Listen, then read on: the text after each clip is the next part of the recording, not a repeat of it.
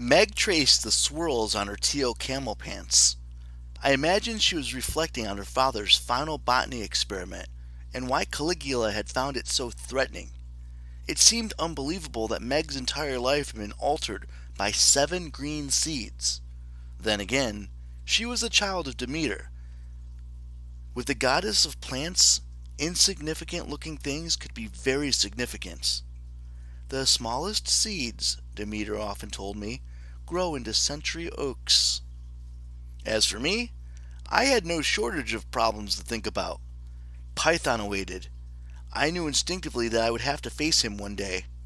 If by some miracle I survived the Emperor's various plots on my life, if I defeated the Triumvirate and freed the 4 other oracles, and single-handedly set everything right in the moral world, I would still have to find a way to wrest control of Delphi from my most ancient enemy. Only then might Zeus let me become a god again, because Zeus was just that awesome. Thanks, Dad. In the meantime, I had to deal with Caligula. I would have to foil his plans to make me the secret ingredient in his sun god soup, and I would have to do this while having no godly powers at my disposal. My archery skills had deteriorated. My singing and playing weren't worth olive pits. Divine strength, charisma, light, firepower, all gauges read empty. My most humiliating thought, Medea would capture me, try to strip away my divine power, and find I didn't have any left. "What's this?" she would scream. "There's nothing here but Lester." Then she would kill me anyway. As I contemplated these happy possibilities, we wound our way through Pasadena Valley. "I never liked this city," I murmured. "It makes me think of game shows, tawdry parades, and drunk, washed-up starlets with spray-on tans." Piper coughed. "FYI, Jason's mom was from here. She died here in a car accident." Sorry, what did she do?" "She was drunk, washed-up starlet with spray-on tan." Ah. I waited for the sting of embarrassment to fade. It took several miles. "So why did Jason want to go to school here?" Piper gripped the wheel. "After we broke up, he transferred to an all-boys boarding school up in the hills. You see, I guess he wanted something different, something quiet and out of the way. No drama." "He'll be happy to see us, then," Meg muttered, staring out the window.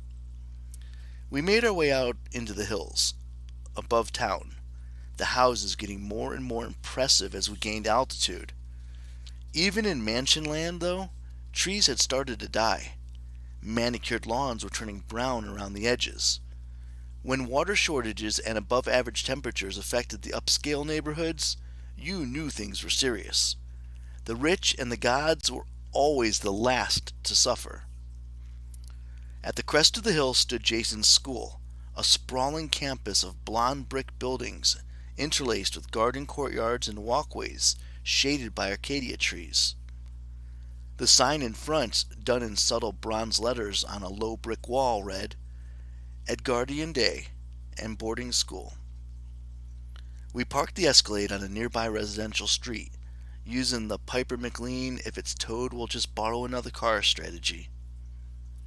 A security guard stood at the front gates of the school, but Piper told him that we were allowed to go inside, and the guard, with a look of great confusion, agreed that we were allowed to go inside.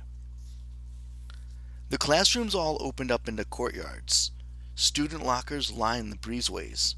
It was not a school design that would have worked in, say, Milwaukee during the blizzard season, but in Southern California, it spoke of just how much the locals took in their mild, consistent weather for granted. I doubted the buildings even had air conditioning. If Caligula continued cooking gods in his burning maze, the Edgerton School Board might have to rethink that.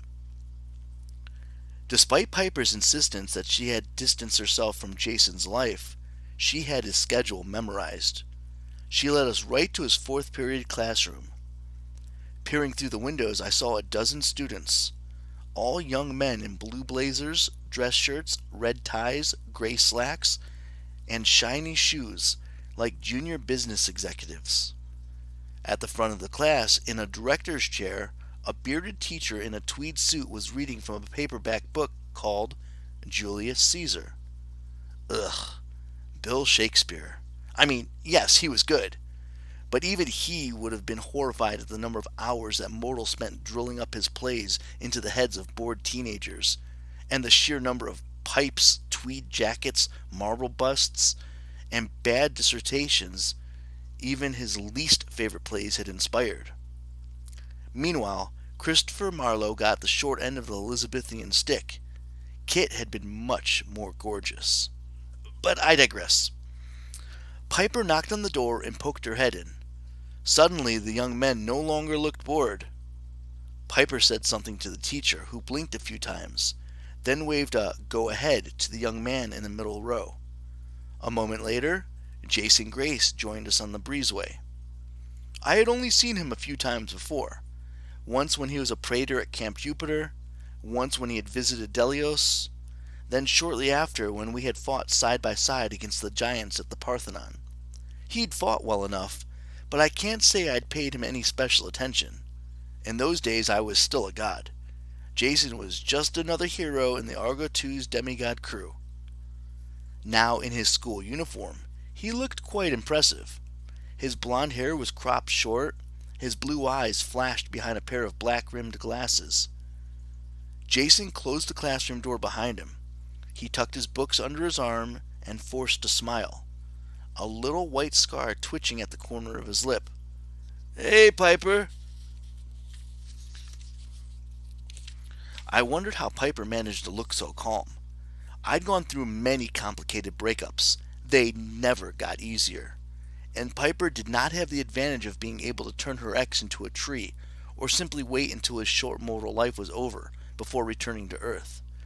"Hey, yourself," she said, just a hint of strain in her voice.